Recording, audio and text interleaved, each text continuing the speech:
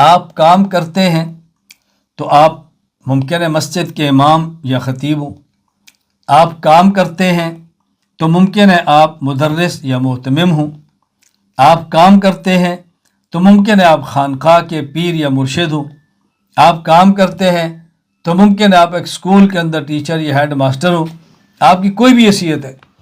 کام کرنے کے لیے ضروری ہے، اس بات کو ذہن نشین فرما لیں، اگر آپ مدرس ہیں تو زمانہ طالب علمی ذہن میں رکھیں کہ جب میں طالب علم تھا تو میرے مسائل کیا تھے۔ اگر مہتمم ہیں تو ذہن میں رکھیں کہ جب مدرس ہے اس کے مسائل کیا ہیں۔ اگر امام اور خطیب ہیں تو ذہن میں رکھیں جب میں امام اور خطیب نہیں محض مقتدی تھا تو مقتدی کے جذبات کیا ہوتے ہیں۔ یہ ذہن میں رکھیں گے تو کام کرنا بہت آسان ہوگا، یہ ذہن میں نہیں رکھیں گے تو کام کرنا بہت مشکل ہوگا۔ جب ہم طالب علم تھے اور پڑھنے کے لیے کسی مدرسے میں جاتے تو ہماری حالت کیا ہوتی تھی؟ ہمارا استقبال کون کر رہا ہے؟ ہمیں پانی کون پلا رہا ہے؟ ہماری رہنمائی کون کر رہا ہے؟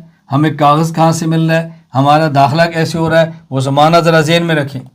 آج اگر مہتمم ہیں تو پھر آنے والے طالب علم کو سنبھالیں، مدرسے سے آئے تو اس کے استقبال کریں، اس کو قبول کریں، اس کے کھانے کا اہتمام کریں، اس کے پانی کا اہتمام کریں۔ میں بحمد اللہ تعالی اپنے ہاں مرکز اہل سنت والجماعت میں اس کا اہتمام کرتا ہوں اور اساتذہ کرام کی خدمت میں دست بدستہ ہاتھ باندھ کر یہ عرض کرتا ہوں کہ دیکھیں جن دنوں میں طلباء کے داخلے ہیں، ہمارے یہاں 11 سے 15 شوال داخلہ ہوتا ہے، 16 شوال کو سبق شروع ہوتا ہے۔ جن دنوں میں داخلے ہیں رات کھانا پکا کے رکھ دیں، بے شک دال بنائیں، بے شک عام سالن بنائیں اور روٹی بنائیں۔ رات 3 بجے بھی طالب علم آئے وہ دروازے پہ دستک دے، دروازہ کھولیں، گرمی ہے تو اس کو ٹھنڈا پانی پلائیں، اگر اس کو چائے پینی ہے تو چائے پلائیں، کھانا کھانا ہے تو اس کو کھانا کھلائیں، اس کے بعد آرام کرائیں، اشراق کے بعد اس کو دفتر چھوڑیں، پھر داخلہ اور اس کو کمرے تک چھوڑیں تاکہ آنے والے طالب علم کو تکلیف نہ ہو۔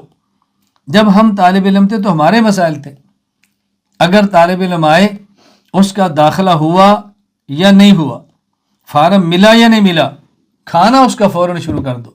کیوں؟ جو طالب علم پڑھنے کے لیے آ گیا، کھانا اس کا حق ہے۔